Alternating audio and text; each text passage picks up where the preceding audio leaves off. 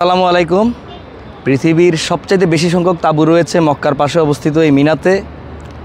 এখানে প্রায় 1 লক্ষ তাঁবু রয়েছে।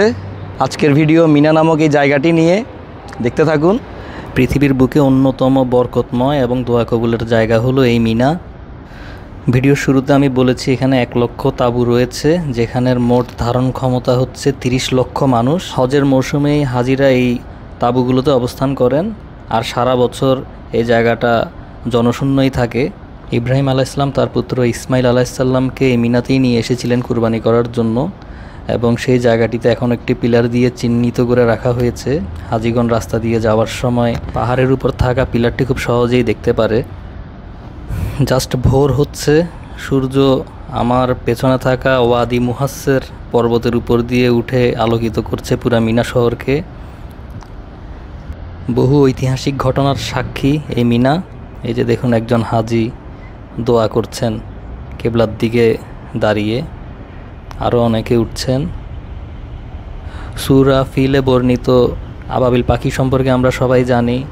আব্রাহা তার হস্তি বাহিনী নিয়ে যখন কাবা ধ্বংস করতে এসেছিল, তখন আল্লাহ তাআলা আবাবিল পাখি পাঠিয়েছিলেন, এবং এই ঘটনাও এই মিনার পাশেই ওয়াদি মুহাসসিরে ঘটেছিল, যেটা আমি আপনাদের সামনে ভিডিও ক্লিপে দেখানোর চেষ্টা করব।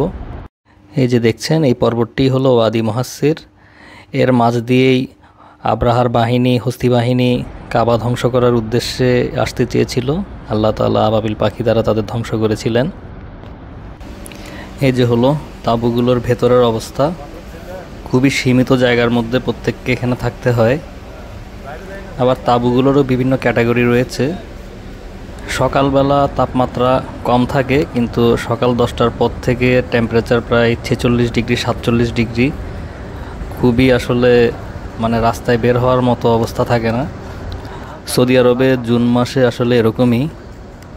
এই যে দেখছেন, বিভিন্ন তাঁবুতে থাকা হাজিগণ বাইরে বেরিয়ে এসেছেন, কিন্তু যখন সকাল 10টা পার হয়ে যাবে, সূর্য আস্তে আস্তে আরও উপরে উঠবে, তখন এই রাস্তাগুলো অলমোস্ট ফাঁকাই থাকবে।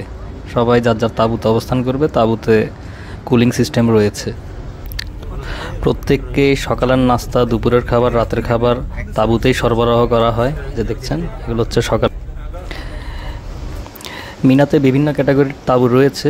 এই যে দেখছেন, এটি আরও উন্নত ধরনের তাঁবু, এবং এগুলোতে খরচও অনেক বেশি। একজন হাজির 3 লাখ টাকা করে বেশি খরচ পড়বে এই ভিআইপি তাঁবু এগুলোতে। এই তাঁবুর ভেতরেরকার এয়ার কন্ডিশনিং সিস্টেমও খুব ভালো। চারিদিকে এনক্লোজড হওয়াতে ভেতরের তাপমাত্রা খুব ভালোভাবে মেনটেন হয়। নর্মাল তাঁবু যেগুলো, সেগুলোতে এয়ার কন্ডিশনিং সিস্টেম থাকলেও চারিদিকে এনক্লোজারটা ঠিকভাবে না হওয়ার কারণে তাপমাত্রা ঠিকভাবে মেনটেন হয় না দুপুরবেলার দিকে। এর চাইতেও আরও ভালো তাঁবু রয়েছে। আর এই হলো তাঁবুতে থাকা কিচেন। অনেকগুলো তাঁবু মিলিয়ে এরকম একটা কিচেন রাখা হয়, এবং এই কিচেনেই সবার জন্য খাবার দাবার সব কিছু তৈরি করা হয়।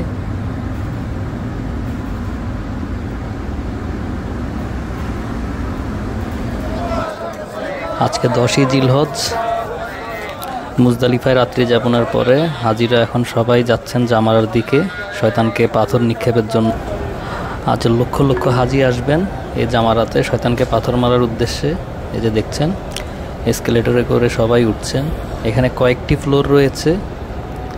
বিভিন্ন ফ্লোরে গিয়ে নির্দিষ্ট স্থানে শয়তানকে পাথর মারা হয়। এই যে দেখছেন, এখানে পাথর মারছে। এই জায়গাটাতে লোকজন কম রয়েছে। সবশেষ এই ভিডিও ক্লিপটি দেখুন, রাতের দৃশ্য মিনাতে। আজ এ পর্যন্তই। সবাই ভালো থাকবেন। আল্লাহ হাফেজ।